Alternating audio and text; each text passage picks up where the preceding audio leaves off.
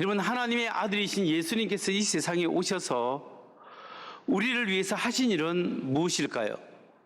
오늘 이사야서 61장에 의하면 하나님의 아들이 메시아가 이 세상에 오셔서 하신 일은 무엇이라고 말씀하고 있습니까? 그것은 첫째, 메시아이신 예수님이 하신 일은 우리에게 큰 기쁨과 희망을 주는 것이다 라고 말할 수 있습니다. 예수께서 이 세상에 오셔서 우리에게 구원과 기쁨과 희망과 자유함을 주셨습니다. 오늘 이사야서 61장에서는 이사야 선지자는 우리가 예수 그리스도 메시아가 주는 그 복음 안에서 큰 기쁨과 은혜를 희망을 누릴 수 있다라고 선언하고 있습니다. 이사야서 61장 1절부터 3절까지 세 번역으로 좀 쉬운 번역으로 한번 보겠습니다. 주님께서 나에게 기름을 부으시나니 주 하나님의 영이 나에게 임하셨다. 주님께서 나를 보내셔서 가난한 사람들에게 기쁜 소식을 전하고 상한 마음을 싸매어주고 포로에게 자유를 선포하고 갇힌 사람에게 석방을 선언하고 주님의 은혜의 해와 우리 하나님의 보복의 날을 선언하고 모든 슬퍼하는 사람들을 위로하게 하셨다. 시온에서 슬퍼하는 사람들에게 제 대신 화관을 씌워주시며 슬픔 대신에 기쁨의 기름을 발라주시며 괴로운 마음 대신에 찬송이 마음에 가득 차게 하셨다. 그리하여 사람들은 그들을 가리켜 의의 나무, 주님께서 스스로 영광을 나타내시려고 손수 심으신 나무라고 부른다. 이 말씀을 여러분이 자세히 보면 누구에게 대해서 예언한 말씀이겠습니까? 메시아의 사역에 대해서 이야기합니다. 메시아이신 예수님에 관한 예언을 예수님이 태어나기 전에 700년 전에 예언되어 있는 말씀입니다.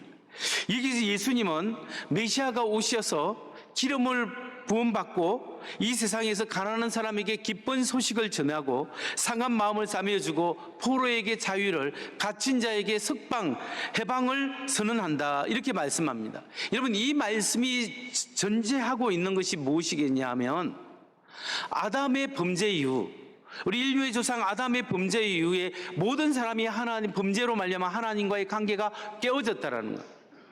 하나님 죄로 말미암아 하나님 관계가 깨어지고 모든 사람이 죄와 죽음과 사망의 노예 상태에 놓이게 되었다는 거예요.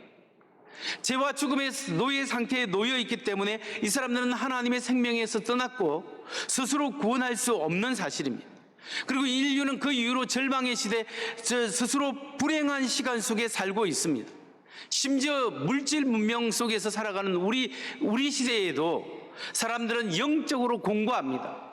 뭔가를 열심히 갈구하고 뭔가를 얻으려고 하지만 계속 내 영혼이 만족함을 누리지 못하고 기쁨이 없고 공고하고 우울하고 때로는 절망 가운데 살아가고 있는 사람들이 많이 있다는 사실입니다.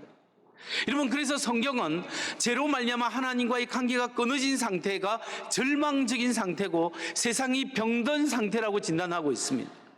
이 병든 세상을 고치기 위해서 하나님의 아들이 이 세상에 들어오셨습니다. 메시아이신 그분이 들어오셔서 하나님의 은혜와 사랑으로 세상을 치유하시되 죽음에서 생명으로 바꿔주시고 절망에서 희망으로 바꿔주시고 병든 사람을 치유하시고 정말 눈먼 사람을 보게 하시고 참된 기쁨과 자유를 주시는 그 사역이 메시아의 사역이라고 예언되어 있는 겁니다. 근데 여러분, 신기하게도 예수님이 태어나기 전에 한 700년 전에 이 예언의 말씀이 주어졌는데 신약의 하나님의 아들 예수님이 이 세상에 오셔서 해당에 들어가셔서 처음 말씀을 읽는데 어떤 말씀을 읽었냐면 바로 이사야서 61장 이 본문 말씀을 읽었습니다. 그 본문 말씀을 읽은 것을 신약에서 기록되고 있는데 그것이 누가복음 4장 18절에서 21절에 나오고 있습니다. 그 누가복음 4장 18절 보면 주님의 영이 내게 내리셨다. 주님께서 내게 기름을 부으셔서 가난한 사람에게 기쁜 소식을 전하게 하셨다. 주님께서 나를 보내셔서 포로된 사람에게 해방을 선포하고 눈먼 사람에게 눈뜸을 선포하고 억눌린 사람들을 풀어주고 주님의 은혜의 해를 선포하게 하셨다. 예수께서 두루마리를 말아서 시중드는 사람에게 되돌려 주시고 앉으셨다. 해당에 있는 모든 사람의 눈은 예수께로 쏠렸다. 예수께서 그들에게 말씀하셨다. 이 성경 말씀이 너희가 듣는 가운데서 오늘 이루어졌다. 여러분, 예수님께서 맨 마지막에 이 성경 말씀이 너희가 듣는 가운데서 오늘 이루어졌다 이렇게 이야기합니다. 가난한 사람에게 복음이 전하고 눈먼 사람이 눈떠미를 다하고 하나님 갇힌 자에게 해방을 주는 그 복음의 역사가 이 구약 이사야 선지자의 말을 인용하면서 그 말씀이 오늘 너희 가운데 이루어졌다라고 이야기하고 있습니다. 이 말이 무슨 말이냐 하면 이 메시아 사역의 완성이 나를 통하여 지금 이루어지고 있고 이루어질 것이다 이렇게 이야기하고 있는 겁니다. 여러분, 예수님이 만일 평범한 인간이라면 어떻게 하나님의 아들 메시아가 와서 하는 그 사역을 자기를 통하여 이루어지겠다고 이야기할 수 있겠습니까? 예수님은 최소한 자기가 메시아 하나님의 아들이심을 확신하고 있었고 구약에 예언된 그 예언의 말씀이 자기의 사역을 통하여 지금 이루어지고 있다라고 확신 있게 사람들에게 이야기하고 있는 겁니다. 그래서 예수님께서 실제로 그 예언을 이루셨습니다. 예수님이 어떻게 이사야의 이 61장의 예언을 이루셨죠? 자기 몸을 십자가의 죽임에 내어줌으로써, 십자가에 내어줘서 예수님의 하나님의 아들의 생명을 통하여 우리의 생명을 살리고 그분의 십자가의 보혈로 말미암아 죄와 죽음에서 우리를 용서하시고 죄와 죽음에서 해방시켜 주셨습니다. 그리고 모든 사람이 하나님 앞에 다시 돌아설 수 있도록 관계 회복을 시켜주셨습니다. 하나님과의 끊어진 관계가 회복되니 우리가 진짜 행복과 참된 자유를 경험하게 되는 거죠. 인생이 왜 살아가야 되느냐, 인생의 목마름을 해결하게 되는 그 은혜의 역사가 하나님 앞에 관계가 회복될 때 하나님이 영적인 만족을 주신다고 말씀하셨고 실제로 예수의 십자가의 피로 그것을 이루신 거예요. 그렇기 때문에 예수님께서 하신 말씀이 누구든지 목마르거든 다 내게로 와서 마셔라. 내 안에서는 생수의 강이 나를 믿는 자는 생수의 강이 그 배에서 홀로 넘치리라 말씀하신 겁니다. 이게 하나님을 믿는 자에게 주는 참된 기쁨과 만족과 기쁜 삶이 우리에게 주어진다는 사실을 말씀하고 있는 거예요. 예수님이 그렇게 말씀하신 겁니다. 사도 바울은 이런 예수 그리스도를 통한 하나님의 구원의 회복에 대해서 은혜의 때라고 이야기하고 있습니다. 고린도후서 6장 2절 말씀을 보면 이르시되 내가 은혜 베풀 때에 너희가 듣고 구원의 날에 너를 도왔다 하셨으니 보라 지금은 은혜 받을 만한 때요 보라 지금은 구원의 날이로다. 지금이 은혜의 때고 구원의 날이다. 예수께서 이미 십자가를 통하여 죽으심으로써 우리 죄를 용서하고 하나님과의 관계가 회복되어서 우리에게 참된 만족과 기쁨과 영혼의 영생을 주셨기 때문에 지금 이 사실을 믿는 자에게 하나님의 구원에 동참할 수 있기 때문에 지금 이 시대가 은혜의 때고 구원의 날이다 라고 이야기합니다. 하나님 없이 모든 사람이 절망과 좌절과 불안과 영혼의 공고함과 죽음 속에 영원한 죽음 속에 놓일 수밖에 없는 겁니다. 그런데 하나님 예수 그리스도로 말미암아 우리로 하여금 회복시켜 주셨다는 사실을 여러분 믿으시기 바랍니다. 그렇기 때문에 이제는 나에게 어떤 죄에 대한 정죄함이 없습니다. 하나님이 나를 새로운 피조물로 만들어 주셨습니다. 하나님 안에서 나는 옛사람이 아니라 이제 하나님의 자녀로 삼아 주셨고 너희는 새로운 피조물이라고 말씀하시고 내가 새로운 존재가 되었다는 사실을 말씀하시고 하나님의 기쁨이 우리에게 주어졌다는 사실을 여러분 믿으시기 바랍니다. 여러분, 인생의 행복과 만족과 인생의 기쁨은 하나님과의 관계가 회복될 때 여기에서 오는 거예요. 여러분, 우리가 일시적으로 부자가 되고 사업이 잘 되고 여러 가지 이런 것들도 우리에게 기쁨을 줄 수 있습니다. 근데 이거는 일시적인 기쁨이에요. 사업이 안 되고 자녀의 문제가 생기고 자기의 병이 들고 여러 가지 문제가 생기면 그 환경에 의해서 나의 기쁨이 사라질 수도 있는 겁니다. 근데 하나님이 나에게 주시는 기쁨은 하나님과의 관계 회복의 기쁨은 내 인간이 갈망하는 그 영혼의 만족을 주게 돼 있습니다. 하나님과의 올바른 관계 속에서 우리는 영혼의 기쁨과 나의 여러 가지 속이 그리스도인들이 환경이 어렵고 핍박이 오고 먹을 것도 없고 여러 가지 힘든 가운데서도 하나님의 은혜와 그 사랑 때문에 만족하게 살아가듯이 우리는 하나님과의 새로운 관계성 속에서 우리 영혼의 안식과 기쁨과 영원한 소망 속에 살아가게 될 줄 믿으시기 바랍니다. 이렇게 하나님의 은혜로 하나님과의 관계가 회복되면 내 영혼이 혁명적으로 변하게 됩니다. 내 영혼이 바뀐 사람은 하나님이 주시는 자유함이 있고 기쁨이 있습니다. 이렇게 하나님 안에서 회복된 존재의 특징이 뭔지 아십니까? 그것은 바로 다른 사람을 회복시킬 수 있다. 하나님께 받은 그 은혜와 은총을 다른 사람에게 홀로 보낼 수 있다는 것이 특징입니다. 이사야서 61장 4절 말씀을 한번 보겠습니다. 그들은 오래전에 황폐해진 곳을 쌓으며 오랫동안 무너져 있던 곳도 세울 것이다. 황폐한 성읍들을 새로 세우며 대대로 무너진 채로 버려져 있던 곳을 다시 세울 것이다. 이게 그들은이 누굽니까?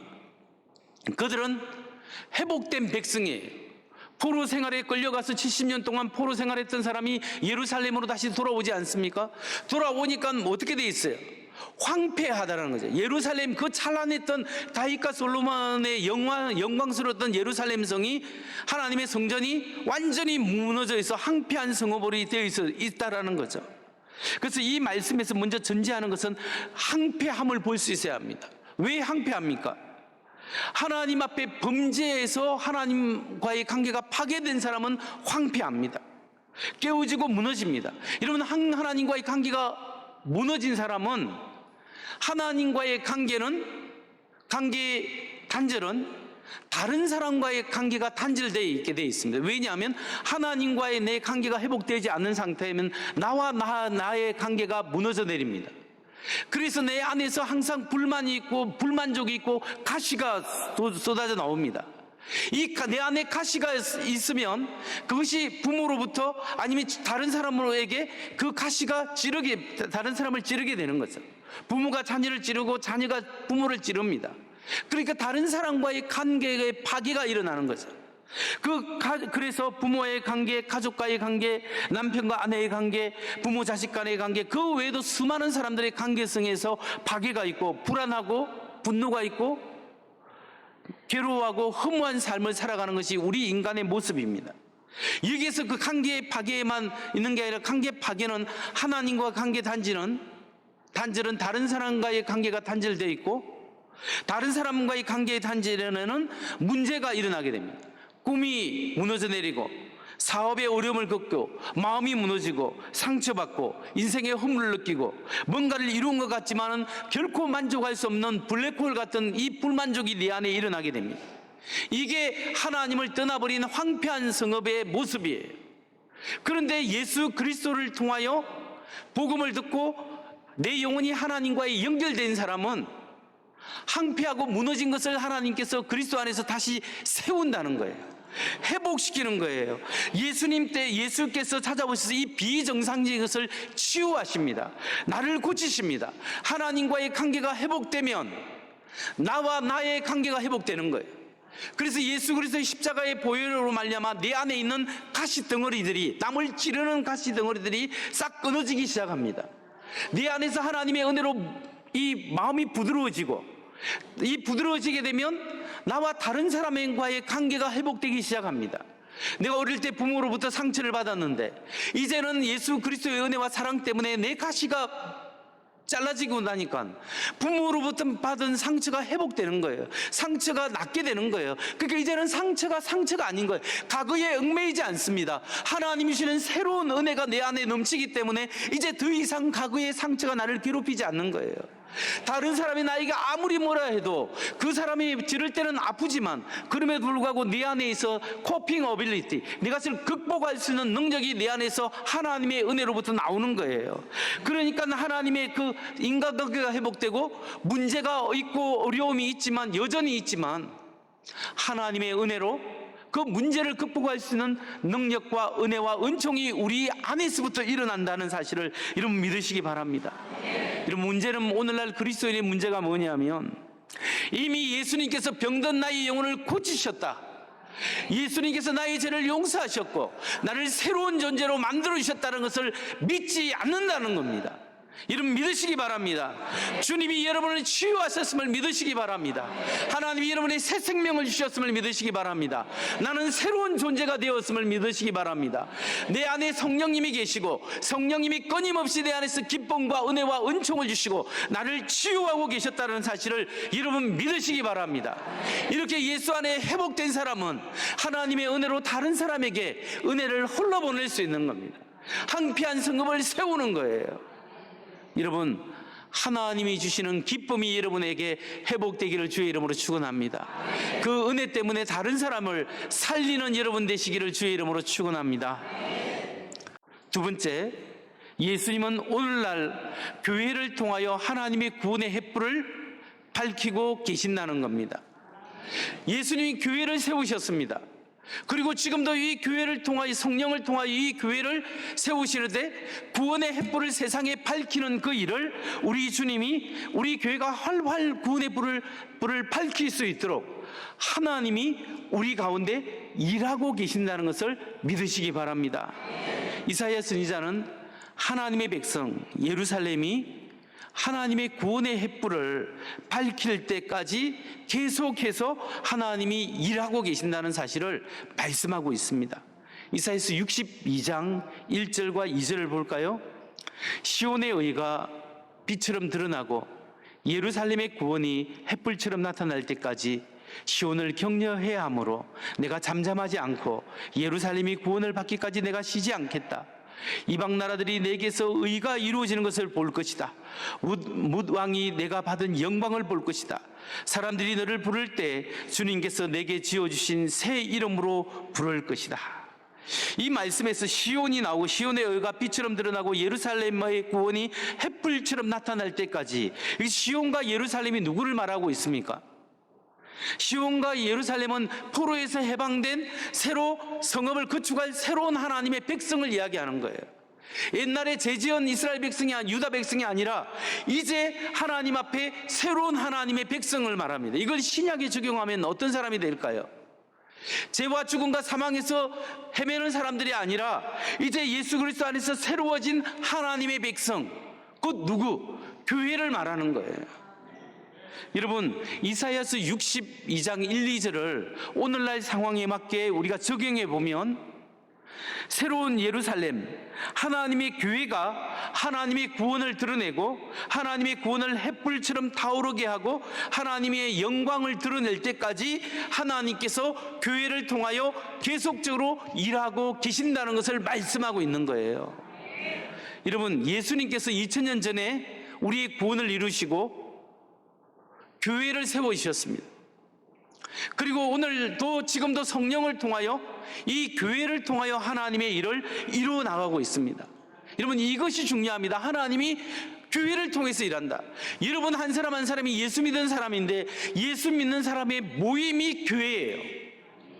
여러분이 하나님이 세우신 교회입니다.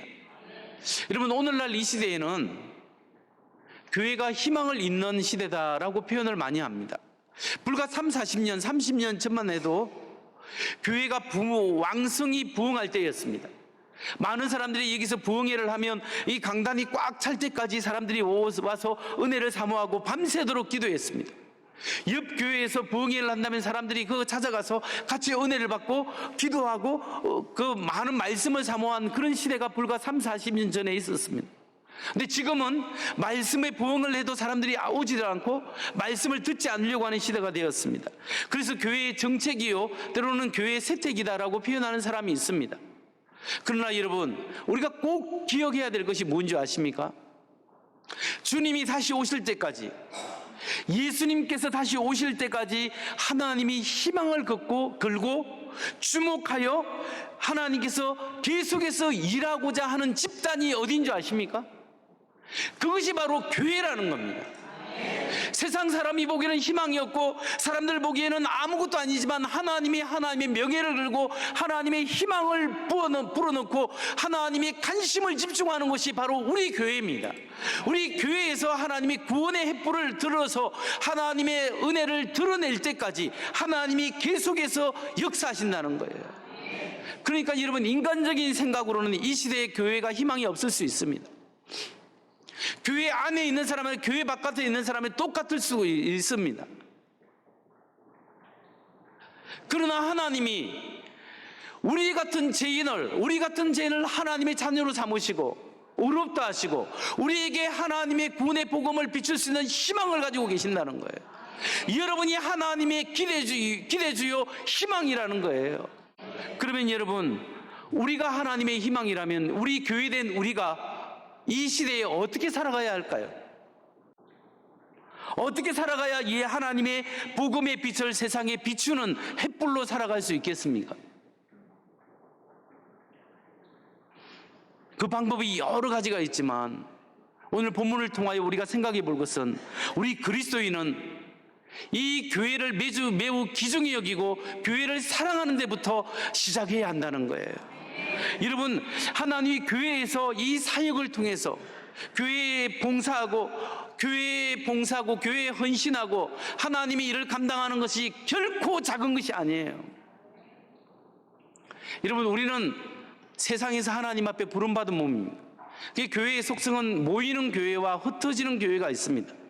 모여서 하나님을 예배하고 하나님의 은혜를 경험하고 그 힘으로 세상에 나가서 세상의 빛과 소금을 감당하는 사람, 교회 와서 예배 드릴 때만 그리스도인이고 교회 밖으로 나와서 세상 생활할 때 남을 속이고 똑같이 남처럼 유령 피우면서 그렇게 똑같은 삶을 살면 그것은 하나님이 기뻐하는 그 하나님의 사람들이 아닌 것. 교회 와서 하나님을 찬양하는 그 마음으로 우리는 교회 밖에 가서 하나님 사랑하고 섬기고 함께하고 세상에 희망을 주고 사람들에게 성실함을 보이고 그리스도를 드러내는 사람이 우리 크리스찬들이 되어야 합니다. 그래서 오늘날 많은 목사님들이 우리 밖에서도 우리 삶을 잘 삽시다 라고 우리가 하는 거예요. 여러분, 우리가 이 지역사회에 구제하고 이렇게 봉사하고 도와주는 일들을 여러 가지를 하는데 우리가 꼭 다른 사람에게 전도하기 위해서 그래서 어려운 사람을 도와주고 구제하는 거 아니에요. 하나님의 사랑을 그냥 들어주는 거예요. 하나님이 내게 주신 그 은혜가 있기 때문에 그것을 그냥 나누어 드리는 거예요. 그러다 보면 그분들이 감동을 받아 교회로 올 수도 있고 안 올 수도 있고, 그렇지만 오든지 안 오든지 우리 자체가 빛의 사명, 소금의 사명이 있기 때문에 우리는 전도하기 위해서 하는 것이 아니라 사랑하기 때문에 하는 거예요. 그런 사명이 우리에게 있는 거예요. 우리 교인들에게 있는 거예요.